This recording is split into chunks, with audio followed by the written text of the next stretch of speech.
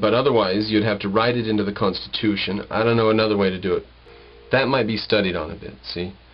Now, each House may determine the rules of the proceedings, punish its members for disorderly behavior, and with the concurrence of 2/3 expel a member.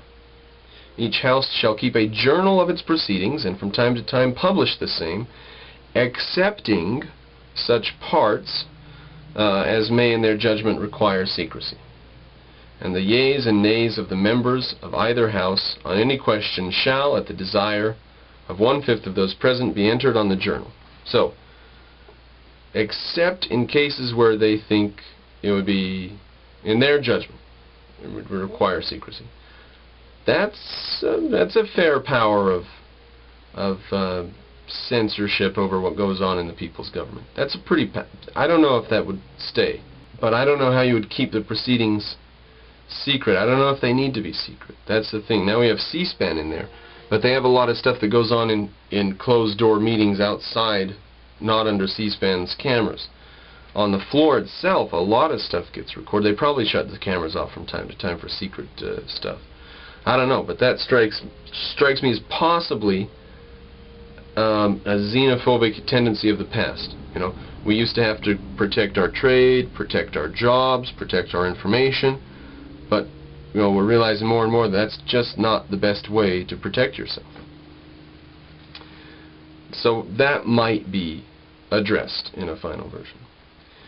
Neither House during the session of Congress shall, without the consent of the other, adjourn for more than 3 days. So they can adjourn if they want to, but if they're going to adjourn for more than 3 days, it has to be submitted to the other House. Nor to any other place than that which the 2 houses shall be sitting. So if they do adjourn, it has to be there in the place wherever they're sitting. Which was, New York was the original capital, Philadelphia was the seat of government for a while, and then Washington, D.C. was drained. A swamp was drained and it was built there. Okay, Section 6 on compensation. The senators and representatives shall receive a compensation for their services to be ascertained by law and paid out of the Treasury of the United States. I think that's absolutely necessary that stay. In ancient Athens, in fact, government was the province of the wealthy and the upper class for a long time. At some point, I believe it was Pericles who began paying jurors for their time. So that if you served on a jury, you had something to take home for income for the day. That didn't just evaporate out of your life as duty to the state. So it used to be the case that only rich people who could afford leisure time would be able to go get involved in government, and then they'd serve on juries, and there's probably a lot of corruption because they developed very elaborate ways to get around corruption and random jury allotment systems and stuff. But it was after starting to be able to pay jurors that the common man was able to get more involved in government than he had been before. Now, if you had a thing where you were not paying the people who serve in the Senate and Congress, that's a feather in their cap to serve in the Senate and Congress, and they have to have the wealth themselves to be able to come to government three months a year, whatever. That's one option, but it keeps the poorer men who would run for Congress and Senate from ever even considering it. Because how can they take 3 or 4 or 5 month vacations, plus all the time it takes to run and stuff like that, all the time and money? Once you've got all that considered, you've got to have some sort of compensation if you win. I don't think it should be exorbitant. It should be subject to public review, that's for sure. But here's one thing, no matter how much they make so much less than an intelligent, ambitious person can make in the private sector. So, kind of whatever they get's not enough, but for the job they're doing today, they need a pay cut. Alright, they shall in all cases except treason, felony, and breach of the peace be privileged from arrest during their attendance at their session of their respective houses. So, unless they commit treason, or a felony, or breach the peace, which I guess, I don't know, could be hitting someone with a cane, which actually happened once, walking around with an open bottle on the streets of D.C., breaching the peace. I don't know what breaching the peace would be constitutive. But unless they do those, they cannot be arrested in going to and returning from their respective houses, Congresses, and House of Representatives, Senate. And for any speech or debate in either house, they shall not be questioned in any other place.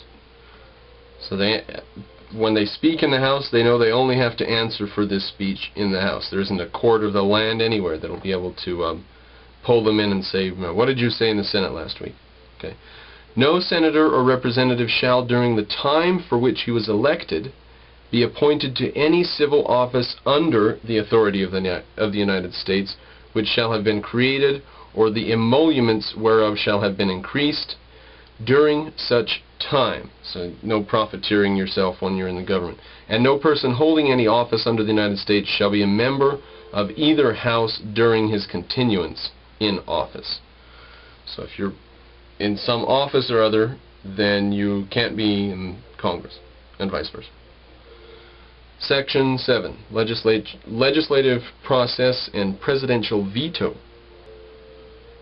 Every bill which shall have passed the House of Representatives and the Senate shall, before it becomes a law, be presented to the President of the United States. If he approve, he shall sign it, but if not, he shall return it with his objections to that House in which it shall have originated, who shall enter the objections at large on their journal and proceed to reconsider it. If after such reconsideration 2/3 of that House shall agree to pass the bill, it shall be sent together with the objections to the other House, by which it shall likewise be reconsidered, and if approved by 2/3 of that House, shall become law. So they can get around him sending it back. But in all such cases, the votes of both houses shall be determined by yeas and nays, and the names of the persons voting for and against the bill shall be entered in the journal of each house respectively. If any bill shall not be returned by a president within 10 days, Sundays excepted, after it shall have been, that might be stricken, maybe not. Those, why not? Let's keep Sunday. In fact, let's make Saturday and Sunday sacred days off. After it shall have been presented to him, the same shall be a law in like manner as if he had signed it, unless the Congress by their adjournment prevent its return, in which case it shall not be a law. So, if he just won't sign it, they can get it into law if they just sit and wait for it to be returned. Or as long as they're there in case it gets returned. Every order, resolution, or vote to which the concurrence of the Senate and the House of Representatives may be necessary, except on the question of adjournment, shall be presented to the President of the United States, and before the same shall take effect, shall be approved by him, or being disapproved by him, shall be repassed by 2/3 of the Senate and the House of Representatives. Now, I don't know why it would be a bad idea to make the minimum higher. It says here a majority to pass the bill and 2/3 to override the president's veto, or the president sending it back. And why not raise that to 2/3 to pass the bill and 3/4 to override the president? It might give the president more power, a little bit in a certain sense, but we're talking about the veto power here. But what it ultimately does is it just makes it more difficult to get together the number of people you need.